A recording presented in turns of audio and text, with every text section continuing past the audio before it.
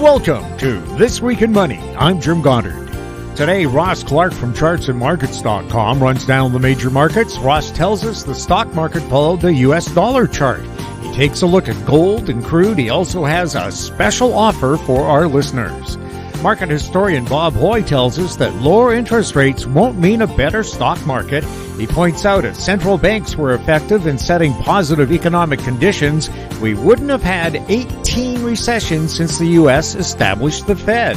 He also answers the question, is Bitcoin the modern equivalent of tulip mania back in the 1600s?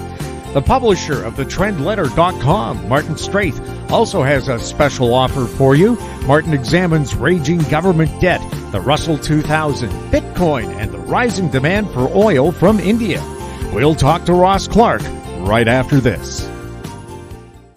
Recyclico, making lithium-ion last forever. Recyclico's patented recycling process achieves up to 100% recovery of battery metals from lithium-ion batteries for electric vehicles, including cobalt, lithium, nickel, manganese, and aluminum. Recyclico Battery Materials Incorporated trades on the TSX Venture AMY, on the OTCQB AMYZF, and Frankfurt ID4. For more information, visit recyclicode.com or phone us at 778-574-4444. Recyclico, making lithium-ion last forever.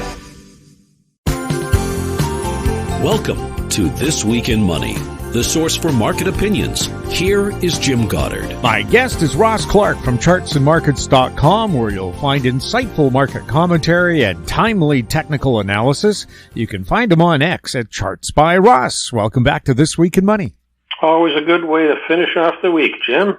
And how did the stock markets finish off the week? Before we get to that, though, Ross, do you have a special offer for our listeners? Yeah, we're coming down to the tail end, as we've been talking about for the last few weeks here, that, as markets reverse and present opportunities, that's what our technicals are all about. We look for those opportunities to jump out, and we've had a few things really come to life here in the last couple of weeks. The gold market, the Bitcoin, and, clearly some of these AI stocks, and we've had some signals there. So, we're in a position now, if the markets decide to have a bit of a correction, which they eventually will, we'll hopefully have some brand new signals for subscribers at that point. So we're coming down to the point where this last week will be the end of the discount window. We're going to have 25% off, good through the next week, and then just take it easy for a while. So how was this week in the stock markets? Well, do you want to start the week and finish it in the middle of the week? It was quite something. Most of this week really related to what was going on in the U.S. dollar. It started to come under pressure a week ago, and 5 or 6 consecutive days on the downside here. We'd been in a trading range. Nothing really big had been happening on the dollar for the last month or so. And it had managed to retrace about 60% of the decline from the October high, but was just thrashing around. And then the earlier part of this week started to give up ground on a consistent basis. And so with that, a lot of the items that are priced in dollars took off to the upside. Had pretty good run into the Wednesday, Thursday.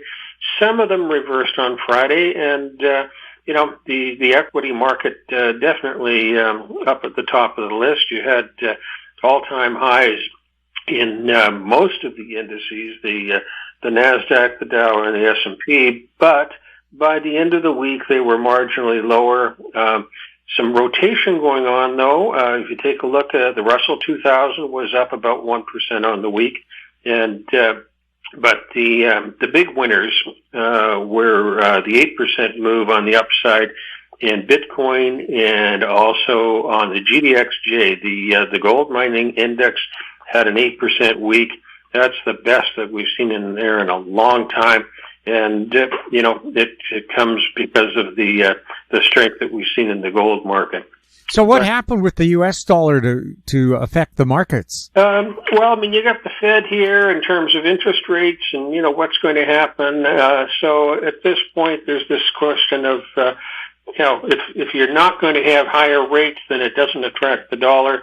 And it looks like, we've had a nice little rally as far as the bond market is concerned.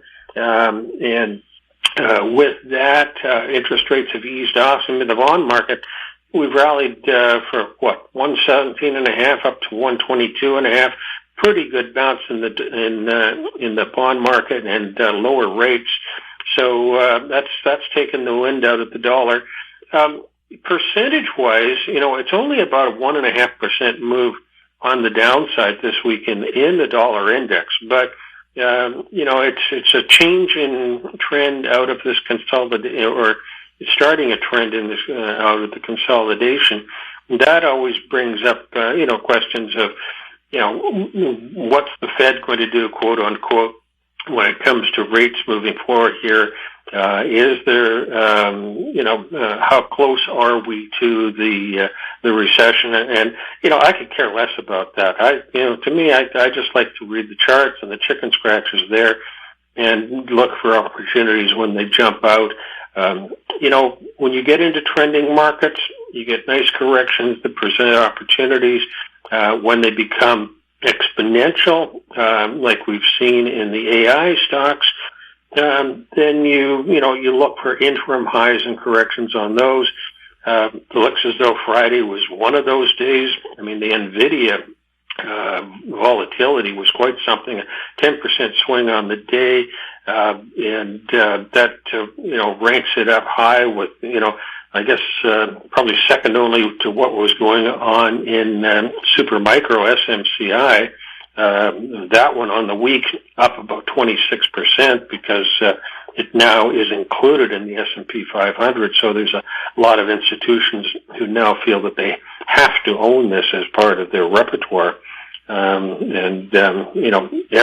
Everything goes in cycles, and at this point, there is some rotation going on.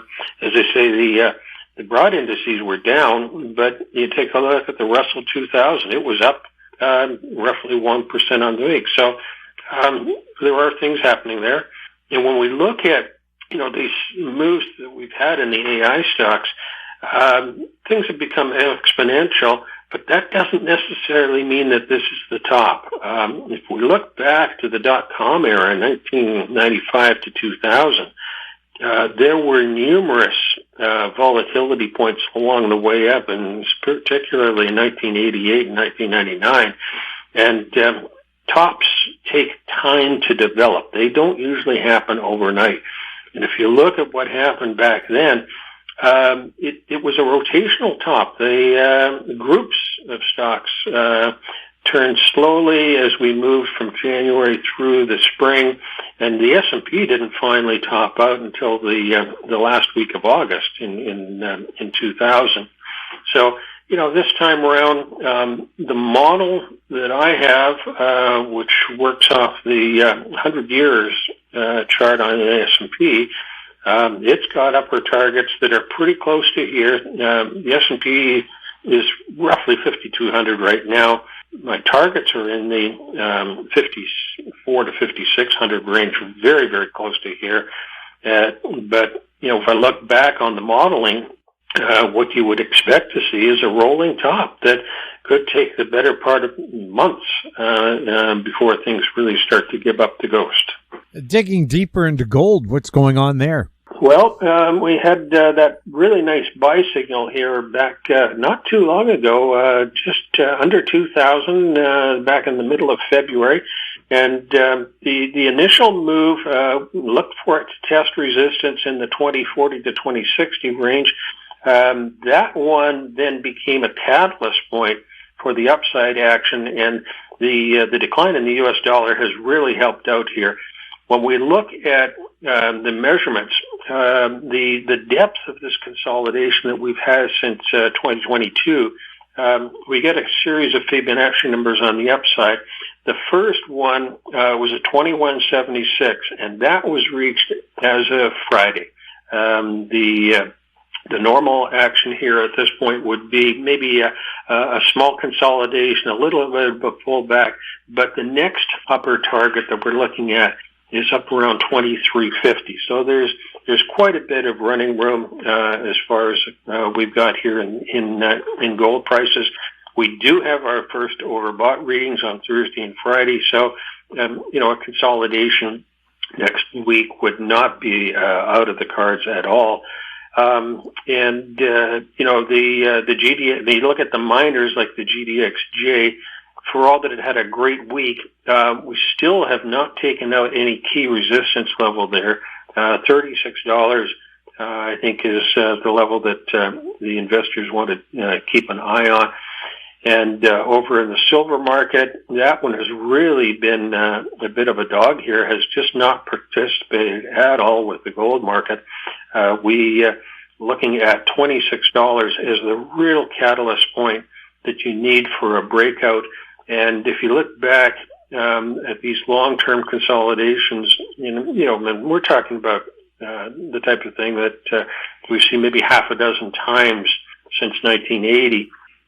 For silver to break out through 26, you really need to see the U.S. dollar index break down much more than it has this week. But that's the type of catalyst you need to really get that silver market going. As I say, the upside looks pretty good here. Typically, when we get a combination of our sequential or our springboard signals at the bottom of a trading range, such it was in gold back in February, the optimum trade is to buy call options that are about with a strike price that are halfway up to the anticipated target.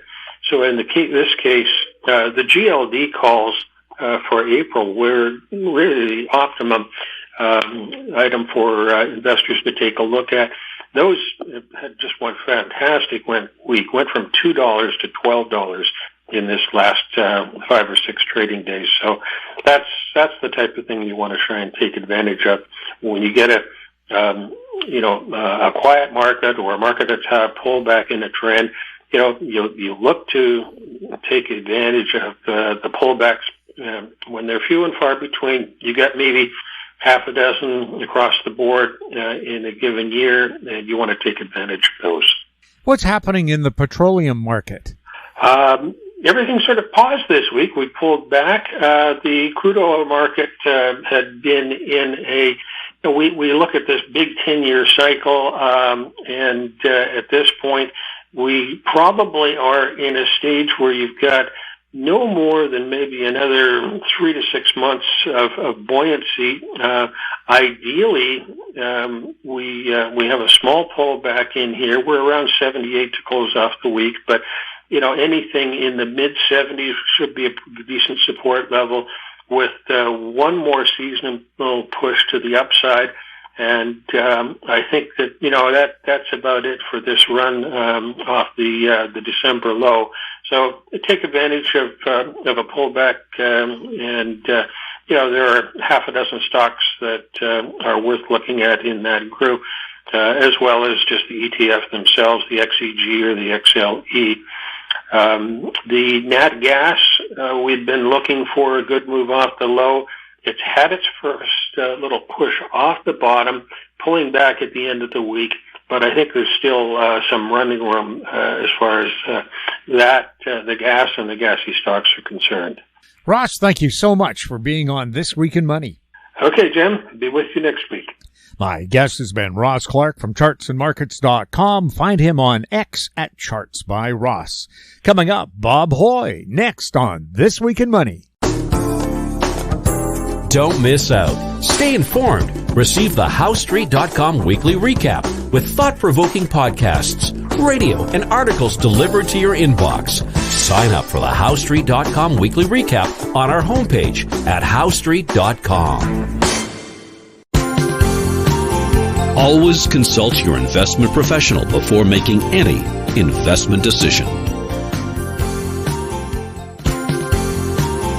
This Week in Money is archived online at talkdigitalnetwork.com. Welcome back. My guest is market historian Bob Hoye. He's the chief investment strategist for chartsandmarkets.com. He's speaking to us from Vancouver. Welcome back to the show, Bob. Yeah, hi, Jim. It's good to be with you and good to be with our listeners. We always like to start our show off with listener questions. Our question today comes from Michael. Hello, Bob and Jim. Market Watch headline, investors rush to snap up bonds before the Fed starts cutting rates. Bob, I'm confused. Why would the Fed lower interest rates when they say we are a booming economy? They admit inflation is still way above 2% and that the economy will experience a soft landing. So, Bob, why would they be begging for lower rates? Oh, it's a knee-jerk reaction. No. I've just done a study on it. And interest rates, short-dated rates such as T-bills or call money, they go up in the boom, and they go down in the bust. So, and I've put charts back ages, a couple hundred years, and interest rates go down in the contraction, and it's just awful, terrible. So, and I know that the 6-month Treasury bill rate set its high in the middle of August, and it's sort of downtrending since. Now, in the last few weeks, the Treasury bill rate has gone up a little, but generally it's quite a bit off of how high it was in August. So, so the next step actually will be the short rates as defined by Treasury bills declining, and the Fed will have to follow, and it'll be in the disaster of a full contraction. So, no, I was fascinated to do this study, and rates going down is the bad story. So we'll see how it goes. And then Michael goes on to say, you would think we would be running out of foreign governments on the planet to buy all these bonds, and why would investors buy these bonds with inflation running so hot and the stock market's on a tear? Well, why would they? Yeah, well, actually, the bond market, long treasuries have been all over the place. A huge crash until a couple of months ago, very oversold, and then a rally. And then also late in the year, the junk bonds got quite overbought, corrected, and are back to being up to that same level again. So now the problem facing interest rates in a post-bubble contraction, which seems to be becoming more inevitable every week, the rates go down. The real rate goes up. The real rate is when you take the nominal rate of interest for the 10-year and adjust it for what the rate of inflation is. And so far, the real rates are up by about 3 percentage points, which is, people are complaining about it. But historically, the rise altogether over a few years could be as much as 10 percentage points. That's what it's done in the past, and it's very, very painful. So that's ahead of us, and I don't see anything that's going to offset it. No matter how much the Fed pours money into the system, short rates were doomed to go down anyways, and long rates doomed to go up. So there's a trap ahead of us that's going to be fascinating. I think that as we get further into it and hard times are around, people are going to look at the Fed and say, look, you spent trillions of our tax dollars trying to prevent bad things, and here we are in bad things. So I think eventually the Federal Reserve System is going to come under very careful scrutiny and criticism. So they deserve it, and they deserve to get whacked mightily, because the central banks last year took quite a hit on being too extended in long treasuries, and they're still long. They've still got a lot of bonds, long treasuries they're owning, and the long treasuries over the next year or so could be very bad in price as real long interest rates go up. And Michael concludes, Bob, some financial clairvoyants see a cloud of red dust in the distance. Could they be seeing a financial mirage or red ink on central bank balance sheets or bond vigilantes approaching fast with pitchforks? That's very good writing. I like it. Yeah, mirage of red ink on central bank. Yeah, they're in bad shape. Of course, the bond vigilantes is of course the financial forces marking bond prices down and interest rates up. But I haven't seen the term for a while, the bond vigilantes, and I like it. And my question is, Bob, central banks, especially in Russia and China, have been buying all the gold they can lay their hands on for the last dozen years. Is that a good move on their part? Yeah, some central banks have been accumulating gold, and it is, now, I don't know why they're doing it, but for whatever reason they're doing it, it's net the right thing to be doing, because historically, the reserve in a central bank or even a commercial bank has always been gold. I mean, that's the real stuff. And, it really works to provide the discipline for central banks when they get a bit reckless. It actually, to keep the gold reserve, keeps them disciplined, and this will be a good thing. Now, the central bankers in Canada and the UK sold off all of their gold quite some time ago. Should they be investing in gold again? Oh, yeah, they should be accumulating gold, yeah, for sure. Are they? I've not seen anything about it in Canada. No. Oh, no. I think Canada was a patsy on that one. I think it wanted to get into a group of G20 or G7 or something like that, and I think the side deal was they sell all their gold, and that was back in the 80s when LTCM, long-term capital management, blew up. I think some of the big people ended up on the short side of gold, and it was rigged to go down. So there was a whole lot of jiggering going on back then, and as part of it, Canada ended up selling all of its gold. I also remember the screams of anguish from coin collectors when Stephen Harper took the precious coins Canada held, whose face value was not what they were worth. As collector's items, they were worth a real fortune, and instead he melted them down to turn them into gold bars. Yeah. Yeah. I don't remember that one. Well, I do, because my sister collects coins. Oh, right. Okay. Yeah. Now, some of the headlines that caught Bob's eye this week. Chinese insurers warn of debt risks of property giant Vanke. Vanke, yeah. Vanke. I put that one in because now we got a new giant property developer in trouble to follow. Remember there was Evergrande?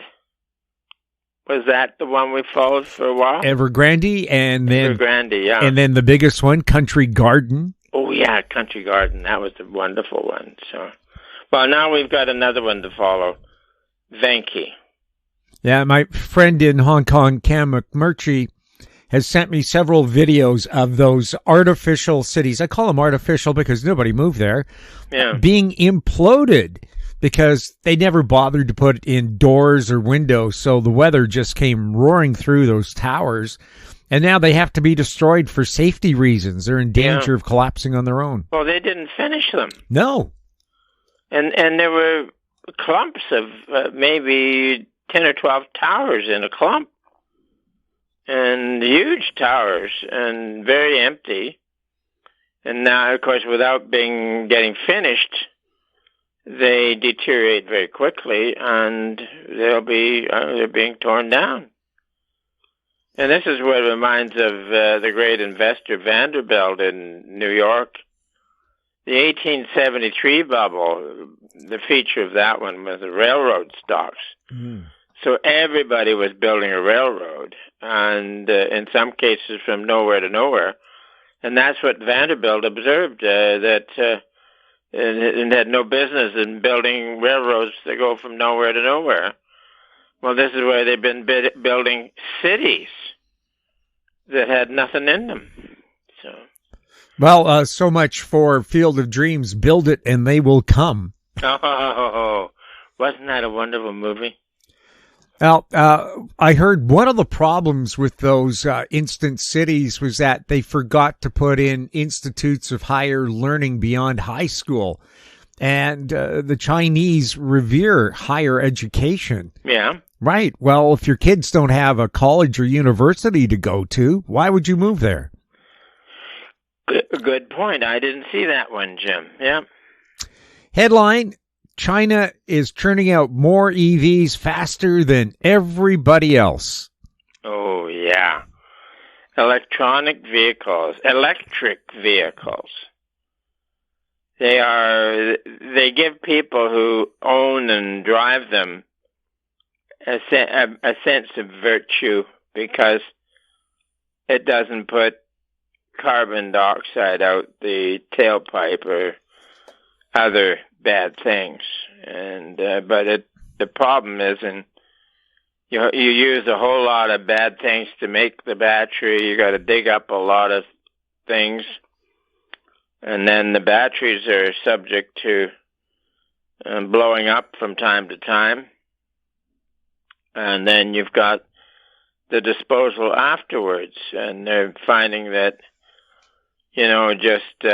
sometimes just a bit of a dent on the fender changes things enough that you got to throw the whole car away, or pickup truck or whatever it is. So the battery-driven vehicle has been one of the craziest manias in history, and it's probably over. And people are realizing that they are not what they're very expensive and very dangerous.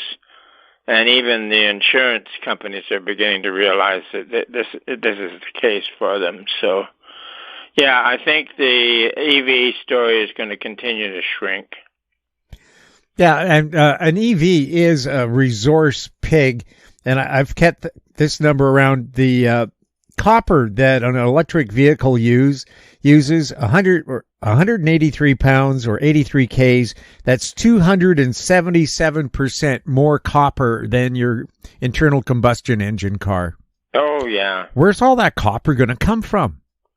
I'm not against electric vehicles. Yeah. I mean, when it's the battery ones are the problems, because, going back to early 1900s, you had electric streetcars in cities, which were wonderful.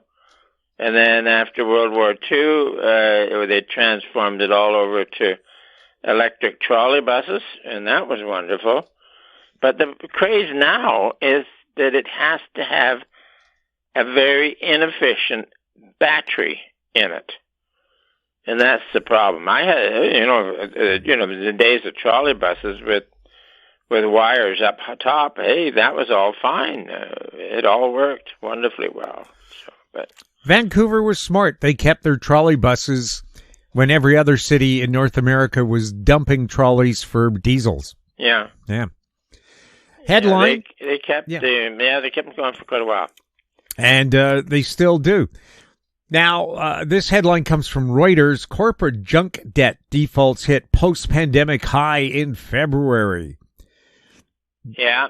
Bob, you warned us about junk bonds quite some time ago. Oh, yeah. The world's been buying junk bonds like you wouldn't believe.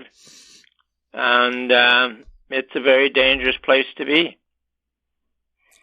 China sets high bar for growth and turns to an old crisis playbook. Yeah. What's the old crisis I like playbook the Wall book? Street Journal on this one is that the bureaucrats decide, they're going to have this much growth, and then they turn to the old Keynesian recipes on how to obtain that much growth. And the Keynesian notions have never been hooked up into reality anyway, so this is just plain dream world stuff. Yeah. Could you give an example of that, Bob? Oh, they've done it in the past. The Federal Reserve is the classic example of the government wish machine. Before it was established, the higher-ups knew that a financial crisis would be followed by a recession. So then the proposal was that with the Federal Reserve, with the ability to lower interest rates and create credit, that there would be no more recessions. So, there would be no more crisis. They would be able to prevent the credit crisis that leads to a recession. There's been 18 recessions, cyclical recessions, since the Fed opened its doors for business in Christmas 1913. So it doesn't work. And yet everybody, the whole of the investment community, and as well as the government and everything else, really still believe that the Fed can prevent recessions. And right now, they're saying that the Fed cuts will be good because it's going to prevent the recession. And as I've done this study that points out that the recessions are, falling interest rates is a bad thing. Rising interest rates indicate the boom is on, and that's a good thing. Falling interest rates indicate that the boom is over and you're into contraction, and that's a bad thing. So this is where we stand now. And as I mentioned, the 6-month Treasury bill yield is down about 35 basis points since August, and it's recovered a little lately. But it's suggesting that the trend is for market rates of interest is beginning to head down. So it's going to be rather bleak out there. Yeah. Also, you'll remember Einstein's definition of insanity: doing the same thing over and over again, expecting different results. Well, they've tried 18 times. That's hasn't central worked. Banking for you. Yeah. That's a really fabulous description. Yep, indeed. Yeah. Definition. Yep. Yeah, it must be a true saying, Bob, because it's on a coffee mug of mine. Headline from the Wall Street Journal: the problem isn't big banks, it's banks getting bigger. Yeah, now, I really admired whoever crafted that headline there, because this is what it is. It's a bank, a commercial bank, becoming huge because it's lending out so much money and its asset base grows tremendously. And then it becomes very dangerous because they're doing reckless banking, and that always gets them into trouble. And then you get to where there's a recession, and then they find that all of their customers can't pay the loans that they took on so eagerly. What's the old saying? Yeah. And then the banks have got to call in the loans. So here you have it. It's an old saying that in the good times, the banks are handing out umbrellas. And then in the bad time, when it starts to rain, they call in the umbrellas. Yeah. Headline from Reuters, Japan faces reckoning with its zombie companies. Bob, what's a zombie company? Well, I looked them up, and they were companies that sort of quasi-government companies that were formed decades ago, and they're just sort of there. Nobody knows what to do with them, and I guess they're becoming a bit of a problem. And, but I did like the term zombie. Yeah.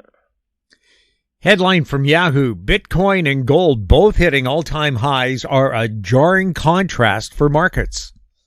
It's interesting that certainly on gold, it's often played with the very weakening dollar, but the dollar hasn't been particularly weak. So gold is being bid up, and of course I keep track of it in real terms. And the best way is, a practical way I like is gold divided by the CRB commodity index. And it's been acting quite well. And this is what gets me into being very bullish about gold stocks. It's because it's being driven by the prices. The CRB, you can say it represents mining costs.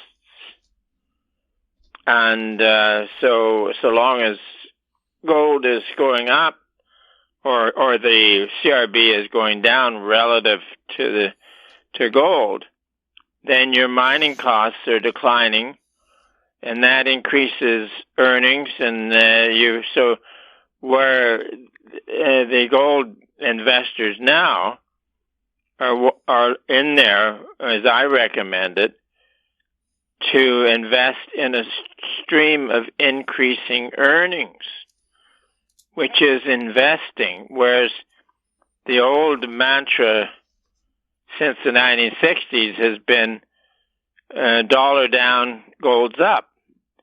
And that's a speculation in foreign exchange markets. So in the real world, the price of gold, the price of commodities is falling relative to gold, which suggests that mining costs are declining. And we know that energy costs are about 60% of running a mine. And so then you take gold divided by crude, as crude representing energy, and it's really up. Maybe gold divided by commodities was up some 28% or something like that. But the gold divided by crude oil was, at its best, was almost up a double. So this is going on right now, that these mining costs relative to gold have been low since November.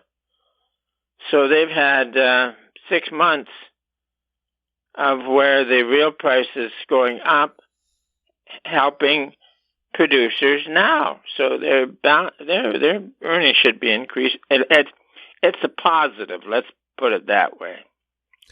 Now, my question about this, Bob, is Bitcoin like tulip mania? And by way of background for people who don't know, tulips were introduced to Holland in 1593, but the bubble didn't happen until 1634 to 1637. And at the height of tulip mania, one tulip sold for 10,000 guilders, and that was enough money to buy a big mansion on Amsterdam's Grand Canal. Yeah. Is Bitcoin tulip mania?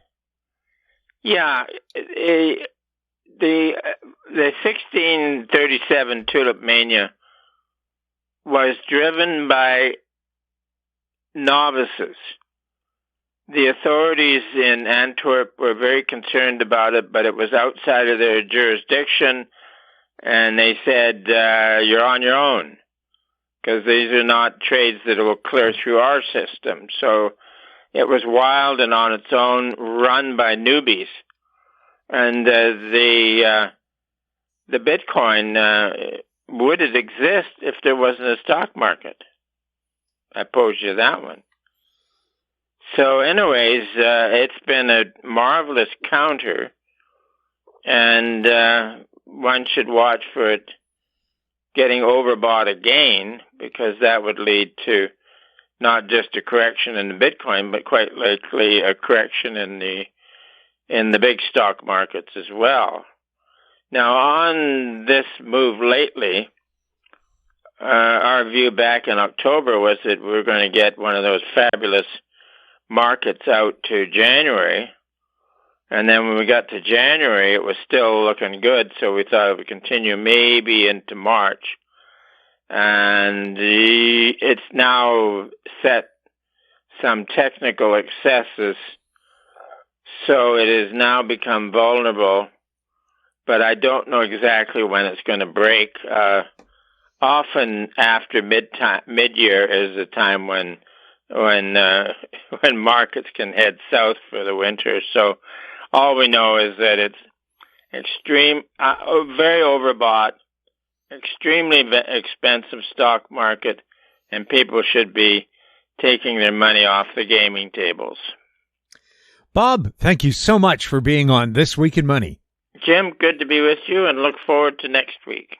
My guest has been market historian Bob Hoye. He's the chief investment strategist for chartsandmarkets.com. Bob loves to answer your questions, so you can send them to info@Howe.com. Coming up, Martin Straith, next on This Week in Money. Recyclico, making lithium-ion last forever. Recyclico's patented recycling process achieves up to 100% recovery of battery metals from lithium-ion batteries for electric vehicles, including cobalt, lithium, nickel, manganese, and aluminum. Recyclico Battery Materials Incorporated trades on the TSX Venture AMY, on the OTCQB AMYZF, and Frankfurt ID4. For more information, visit recyclico.com or phone us at 778-574-4444. Recyclico, making lithium-ion last forever.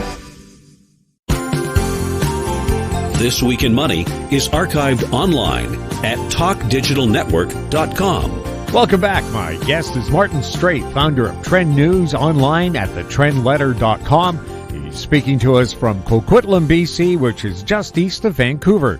Welcome back to the show, Martin. Oh, good to be here, Jim. Thanks. Martin, do you have a special offer for our listeners? We do.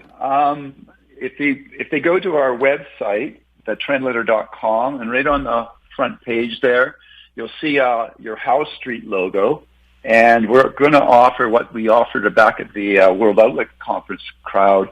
So 42 to 65% off on, depending what product you pick and whether you bundle anything or not. So that'll be we'll leave that up for the next week. Stock markets keep rallying, especially on the back of NVIDIA. What do you see going forward?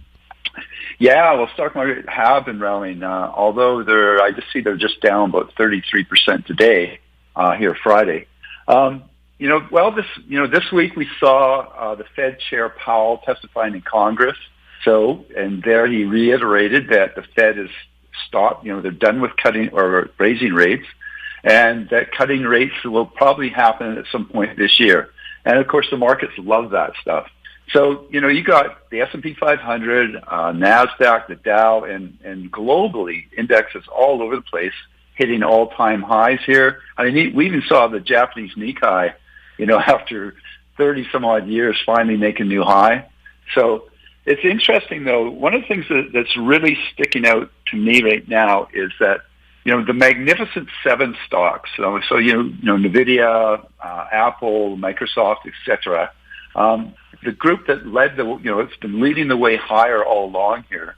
Well, most of those stocks are now falling off here. We're seeing Apple's down about 15%. It's down from its recent high. It's had a little bounce today. but it's really lost its kind of luster as an innovator. It's not being swept up in this AI craze. Apple's already, break down below its 200-day moving average. It just about tested its key support at about 165. So that's something to really keep an eye on. You've got Microsoft, Google, Tesla, Amazon, all down from their recent high. And it's really only NVIDIA that keeps trucking higher. And, it almost looks like that we're starting to see a bit of a rotation of the kind of the old guard, tech guys. So you're seeing like Apple, it's some money from Apple selling off and moving into the new hotshot NVIDIA.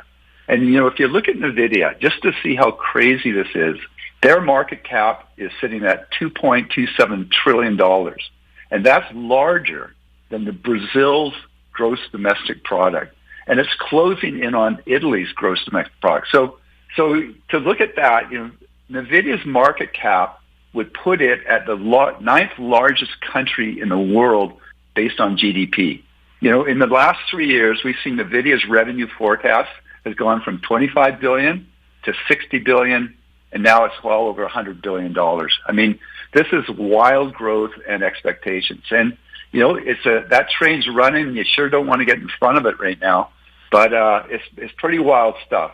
Now, we're also seeing a rotation into the small caps. The Russell 2000 just hit a new all-time high last week. So, that the small caps were really lagging behind, and now they're starting to pick up.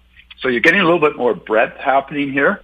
Now, in sentiment, like all the leading indicators are showing that this market is extremely bullish, meaning that it's extremely overbought. So you got to keep an eye on it.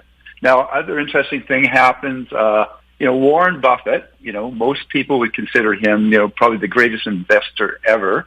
Well, he's sitting on this massive pile of cash. He's got $160 billion in cash. He's a value investor.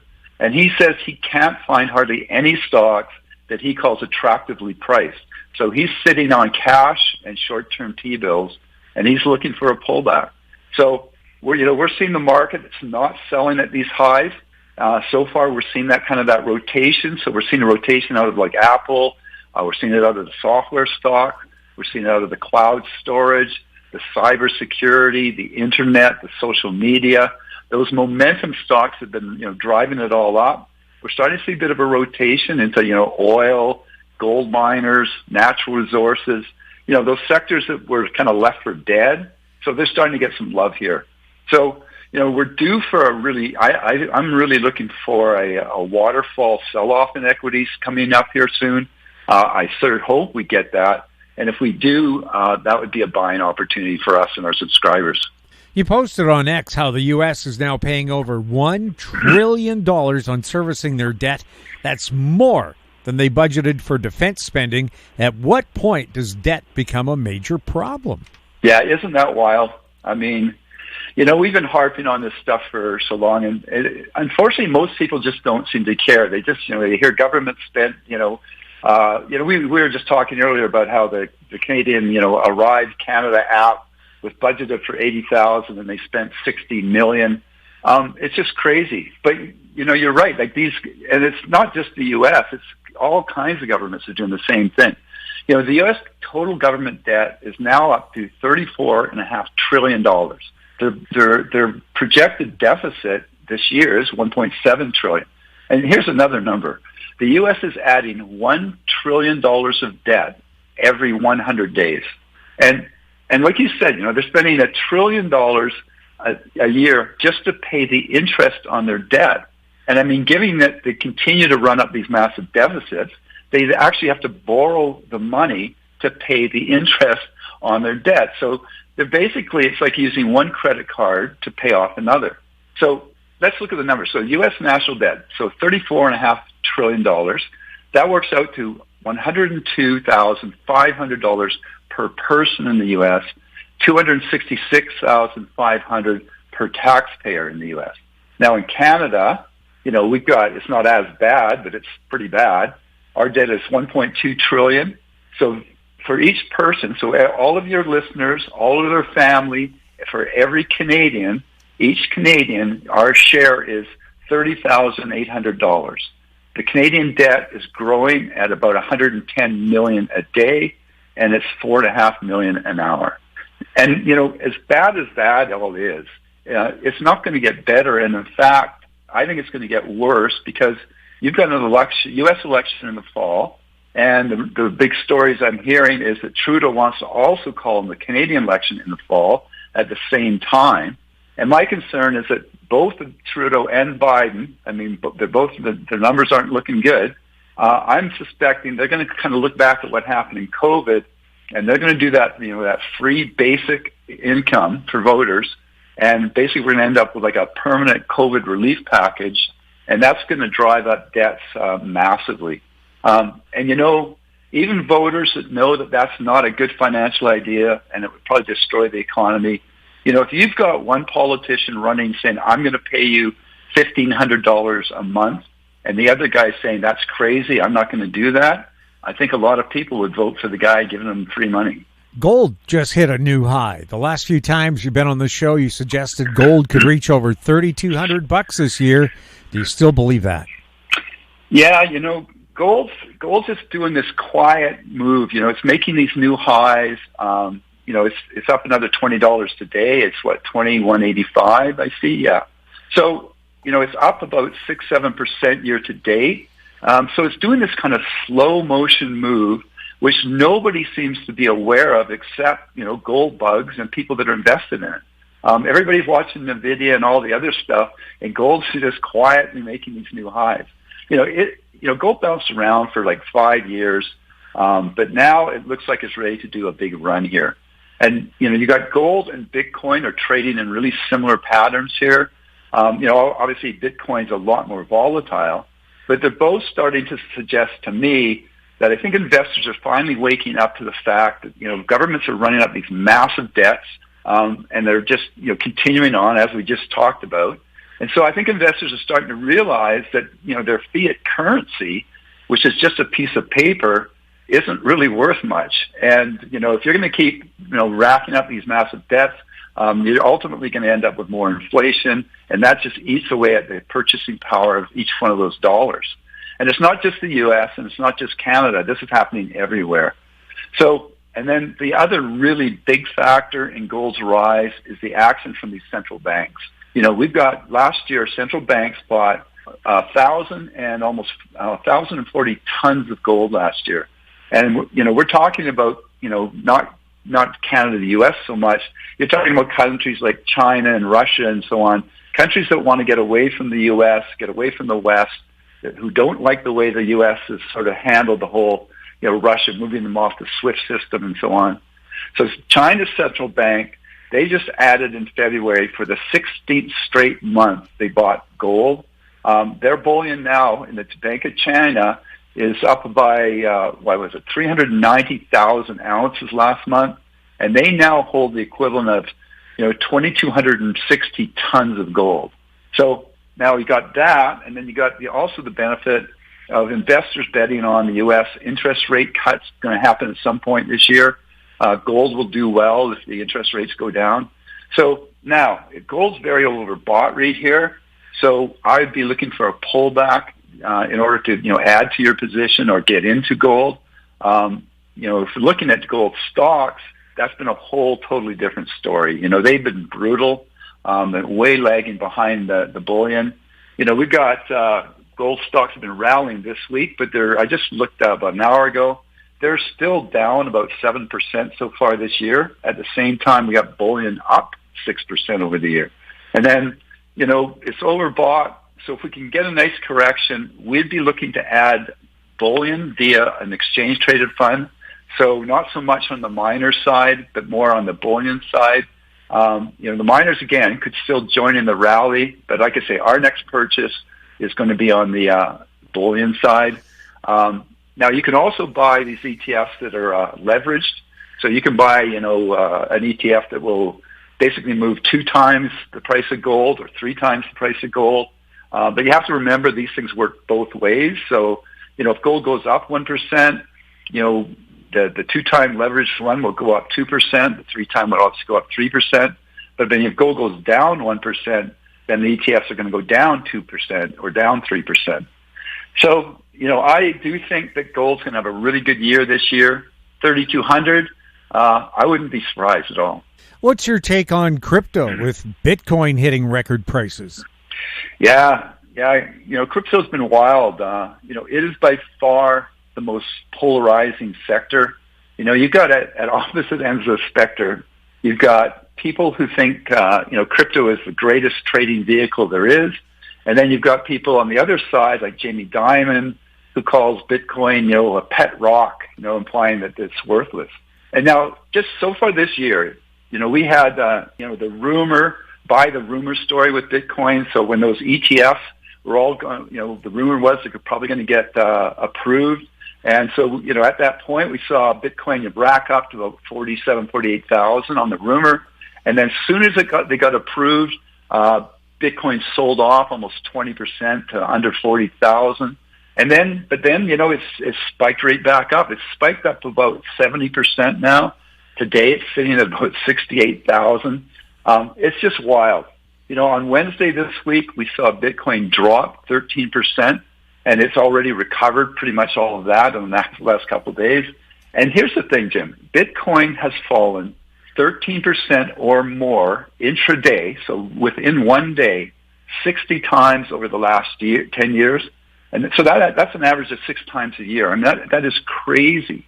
So when you get that kind of volatility, that tells me that both sides, the buyers and the sellers, have a really strong conviction on their particular viewpoint. So what ends up happening? Well, anytime we see a downward movement, the sellers, they pile in, just like we saw on Wednesday. But then then right after that, the buyers, they all could jump in on every dip. They consider every dip a gift. They jump in and they buy every pullback. And so far, it's the bulls that keep on winning. For every heartbreaking, wrenching decline, it always comes back. So, with these ETFs now, I think there's 13 of them. It's now really easy for the average investor to get in and to buy Bitcoin or buy, Ethereum is not ETF yet. They're holding off on that one right now. But more and more, we're going to see more of these ETFs come out.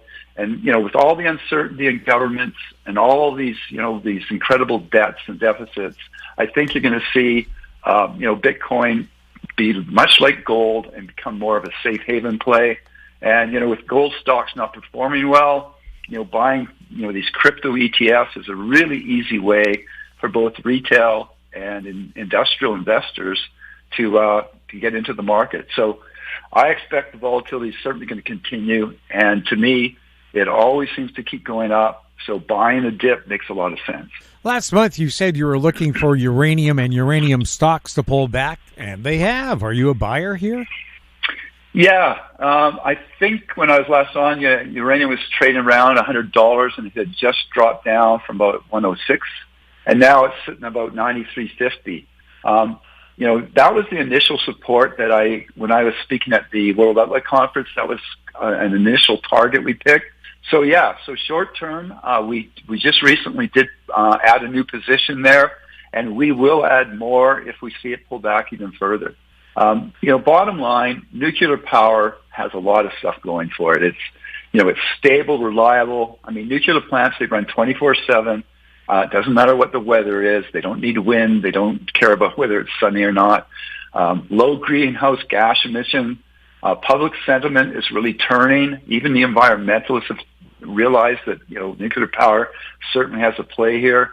I think I mentioned on your show last time, you had the COP28 meeting. 20 countries, Canada, U.S. included, they did that declaration to triple nuclear energy. So they see that nuclear really has a place here. Technological advances, France, their newest reactors, they are recycling up to 95% of their spent fuel, so dramatically reducing radioactive waste. You got these new plants coming on. There's 60 plants under construction. There's 100 and some odd, 110, I think it is, planned around the world. You currently got 430 some odd. So, and if that tripled the nuclear energy, if they're going to really do that, that would be massive amount of nuclear, and that would require a massive amount of uranium. And, we've had those, Cameco had some issues. Kazakhstan, their main supplier, is having some issues. So I think you're going to end up with uranium prices. I mean, it's pulling back here now, which is great. It gives everybody an opportunity to get back in. But I think we're going to certainly shoot, I would say, the record was, way back in the day, 2007, I think we got up to 140, 147. I certainly think we're going to have that again. What's your outlook for oil and gas? Oil's been on a real skid. It went from like October to December where, it was up to 95 in October, and it fell all the way back down to 68 in December. Oil's had a really rough time breaking through the 78 resistance level. From early November to late February, it tried 6 different times to break through 78, and every time it got to 78, it failed, and it fell back down. But now, in the last couple of weeks, it's finally been able to push through there. So now what we're seeing is that we're above 78. Now it's actually just dropped below that today a little bit. But I think if we can get around that 78 support level can hold, we could have a really nice run here. We're kind of targeted for $85 to $90. Now we bought some oil back almost a year ago when it was down to that very strong support level around 66 to 68. So we bought those. We sold a bunch of it partway through, took some profits. And now those stocks have been starting to rally up again. Just back in December, we added an oil ETF. So that was a pure play on the price of oil when oil was, I think, $70. So that trade's worked out really well. So I think that, things are looking pretty good. Now, if you look at seasonality, we are right now, we're just at that spot where oil has its best season of the year. So it usually runs here from, mid-February into the end of June. So we're right on oil's sweet spot. I mean, certainly there's so many geopolitical things and, supply and demand certainly drive this. But based on seasonality, we're certainly in a good spot for oil. So, if you can see this pattern continue, we could see these energy stocks and that oil ETF do really well. Now, if we look at longer term, if you look on the demand side, we've got growing demand, especially in these emerging markets. India, 14% of their 1.4 billion people do not have electricity. The International Energy Agency, just a week or so ago, they produced a report. They're saying that India is going to overtake China in the next 2 years and become the biggest driver of global demand for oil. And you have to remember, too, it's not just India. There's 1 billion people in the world that don't have electricity. Now, we keep hearing from the COP28 crowd and all these others that tell us, we don't need oil anymore because we're all going to be driving EVs by, 2035. And they seem to forget that oil is such a key component of so many parts of our everyday life. I mean, oil is a big component of our clothing, smartphones, construction material, computers, shoes, medical supplies. I mean, the tires for those EV cars have a big oil component. The asphalt roads that these cars are going to be driving on, well, oil. So these are all things that we continue to need. And now you can have all these emerging markets, these countries that are growing. Those people want this stuff too. So that, the need for oil is not going away. And then on the supply side, so we got this growing demand. And then on the supply side, we have a lack of investment. Capital expenditures are down 30, 40-year low. Rig counts continue to decline. And why is that? Well, you've got, the COP28 crowd. You got governments globally telling us we don't need or want fossil fuels. So they discourage, any investment in it. They've increased windfall taxes. They increase regulations. They allow no new permitting. So you just combine that. I mean, a 5-year-old with a calculator could just say, supply demand here. You increase demand and you globally have an effort to squeeze the supply, you're going to have a huge supply problem in a few years. So, we expect to see oil, $100 for sure, $150 or higher over the next few years. Now, natural gas, little bit different story there. Natural gas is so incredibly volatile, heavily affected by weather and geopolitical events. Back with COVID, oil was down, or natural gas was down to about $1.50, and then Russia invaded Ukraine. The price skyrocketed up to almost $10, and then we had this oversupply, mild winters, and now we saw natural gas drop from that $9.50 all the way back down to $1.50 again. Now, currently, natural gas has rallied a little bit. It got up to just under $2, but now it's pulling back a bit. So we're sitting at about $1.83 today. Now, again, based on seasonality, starting right about now, starting early March, we typically see natural gas's best seasonal period, and we typically see a nice run into mid-June. Now, again, seasonality, that kind of washes over a 20-year average, so certainly any one year could be quite different. But if we could get another cold front, hopefully we could see natural gas spike up to $3 or so. What do you see ahead for the U.S. and Canadian dollars? Well, with currencies, I always say this, it's really all about the U.S. dollar. So if the U.S. dollar is strong, then that negatively affects, all the other currencies, and that includes, commodity prices, equities, and precious metals. And then the inverse of that, obviously, is that the U.S. dollar is weak, then all those things start to rally. Well, this week the U.S. dollar is getting smashed here. It's getting crushed because investors are really anticipating this expectation of Fed rate cut sometime at the end, sometime this year. So at the start of the year, the markets were looking for 6+ Fed rate cut. Now they're talking maybe 3. So the markets believe, this is the big point, the markets believe that the Fed is going to cut before the ECB does. We totally disagree with that. Longer term, we think the U.S. economy is much stronger than most others, and that would mean the U.S. dollar is going to be stronger. It's not that we like the U.S. dollar or we think the U.S. dollar is great. It's the least ugly house on the block. So 2024, it's going to be a wild year. This is going to be a roller coaster ride up and down here.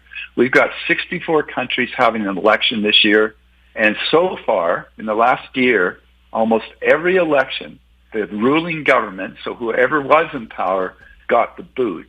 So you're going to expect a lot of civil unrest happening. And then, of course, we've got a U.S. election, and that's going to be an absolute gong show. And I don't care which party wins, there's going to be civil unrest here. They are so polarized that nobody's going to believe the results, and it's going to be, it's going to be ugly. So if you get civil unrest, which we expect to see, capital is going to flow out into the U.S. dollar, and that's going to be for safety. And I know that sounds counterintuitive, that if there's big problems in the U.S., but it's going to trickle around the world. And whenever there's perceived risk, the U.S. dollar is where everybody goes to. So I think it's really important that investors understand how all these things are connected here. So near-term resistance to the U.S. dollar is 104.2. Support is about 102. The U.S. dollar is getting oversold here. So I think we should see a support kick in the next week or so. And then the Canadian dollar, well, like I say, it's all connected to the U.S. So since late December, the Canadian's been trending lower right up until March. But with this U.S. dollar weakness, the Canadian dollar, the loonies spiked higher here. So in this last week, the loonies really jumped.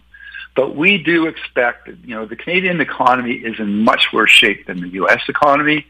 So we expect logically then that the Bank of Canada will cut rates before the Fed does.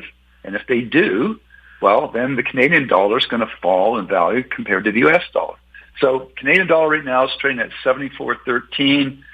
Key resistance is at 75.80. Near-term support is 73.25. Long term, I think that we're going to see the Canadian dollar drop to below 70 cents in the next year. What about the euro and yen? Well, the euro is basically it's almost a perfect inverse relationship to the U.S. dollar. So, interesting report actually I saw today. The ECB policymakers, they're overwhelmingly backing a June rate cut. And what the report was showing is a bunch of these people are wanting to also do a July cut. So that, potentially means we could have back-to-back rate cuts in Europe. Well, the point to me there is that European economies are weaker than the U.S. I do expect that the ECB will cut before the U.S. does. And if they do, well, then the euro will drop and the U.S. dollar will be higher. I mean, it's just really that simple. I mean, it really depends which central bank cuts first. If the ECB cuts first, the euro is going to drop. If the Fed cuts first, then the dollar will drop. Now, if you look at the yen, that's quite a different story here. Very interesting. I mean, I'm sure I mentioned this on your show last time. While all the other central banks have been aggressively raising rates to fight inflation, we've got Japan that did nothing. So the U.S. Fed rate is, got up to 5.5%. Bank of Canada is at 5%. Bank of Japan's central bank rate is still at minus 0.10%. So capital has fled the Japanese yen. There's no point holding the yen. They want to seek yields elsewhere. So for many months, there's been a lot of expectation that the Bank of Japan would intervene and they would raise rates to give the yen a boost, but they have frustrated traders by not doing anything. So from early November right up until the end of December, the yen was rising quite nicely because all of this expectation of the Bank of Japan stepping in. But they did nothing. So when the Bank of Japan failed to do anything, since January 1st, all the way up until last week, the yen has fallen all the way back to its 35-year low. Now this week, the optimism's back, and the U.S. dollar's down, but the optimism is back. I mean, reading all these articles, that people are starting to think that, the Bank of Japan is now finally going to actually step in, and they're going to remove their dovish stance, and they're going to start to raise rates to at least 0%. So there's all those little individual stories. But in the big picture, for all of these currencies, Jim, I see the U.S. dollar being that least ugly currency. I see that Europe, I see Japan, I see Canada, I think all those economies are in much worse shape than the U.S. So ultimately, I see the U.S. being the strongest currency over the next couple of years. You have 3 services, Trend Letter, Trend Technical Trader, and Trend Disruptors. Can you tell us a bit about each one and how listeners can get information on those services? Yeah, sure. Well, the Trend Letters, so we're starting actually March. We started in March 2020, so it's our 23rd year we've been publishing that. So that's for long-term investors wanting to understand what drives these markets. We cover, equities, currencies, precious metals, commodities, and bonds. And we publish it every Sunday night. So, it's not like once a month thing like a lot of these services. It's every week, and it covers all of those sectors. Trend Technical Trader, now that's for active and long-term investors, started as a hedging service, but now does long plays as well. Again, covers equities, precious metals, commodities, and it includes our proprietary Trend Technical Indicator. And then the third service, Trend Disruptors. Now that's for speculators with risk capital available. Now this service invests in disruptive ideas. So, obviously artificial intelligence, virtual and augmented reality, 5G, cloud, Internet of Things, all of that cool stuff. So those are the 3 services. We also have a free service. So it's called Headlines. And what we do there is every weekday morning, we go out and we look at all the news that's happening in the market, and then we send out headlines that we think every investor needs to be aware of. And all the readers can do is they simply can read the headline, or if they want to actually read get all the details of that story, then they just click on the link and then they can read the actual article. Yep. So describe to any of that stuff, just go to the trendletter.com. I think I mentioned at the beginning, there's that icon of the house street, and we'll put those specials up there for a week. Martin, thank you so much for being on This Week in Money. Hey, my pleasure, Jim. Have a great weekend. My guest has been Martin Straith, founder of Trend News online at thetrendletter.com. He was speaking to us from Coquitlam, BC. And that wraps up our show for this week. We'd like to thank our guests, Ross Clark, Bob Hoye, and Martin Straith. And thank you for listening. If you have any questions for the show or for our guests, you can send them to info@Howe.Street.com. I'm Jim Goddard. We'll be back next week with more This Week in Money. Comments made on This Week in Money are an expression of opinion only and should not be construed in any manner whatsoever as recommendations to buy or sell any financial instrument at any time. Archived online at TalkDigitalNetwork.com. This Week in Money is a production of Howe Street Media Incorporated. Executive producer is Tom Allen.